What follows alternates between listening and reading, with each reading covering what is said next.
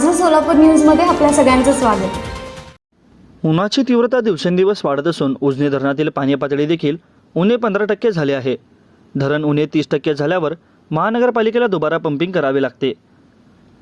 त्याची निविदा प्रक्रिया सध्या सुरू असून 15 मार्चपासून ही यंत्रणा कार्यान्वित केली जाणार आहे.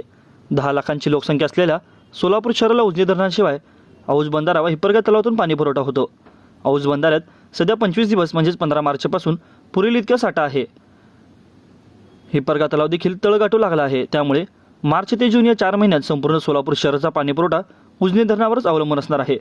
उन्हाळ्याच्या शेवटी 1-1.5 महिना शहराचा पाणीपुरवठा 5 दिवसाआड होऊ शकतो, असेही अधिकारी सांगत आहेत. सोलापूर ते उजनीपर्यंतच्या सध्याच्या जलवाहिनीला गळती लागणार नाही याची खबरदारी घेतली जात आहे. कोणी जाणीवपूर्वक छेडछाड करण्याचा प्रयत्न केल्यास संबंधितांवर गुन्हा दाखल केला जाईल, असा इशाराही महानगरपालिकेने दिला आहे.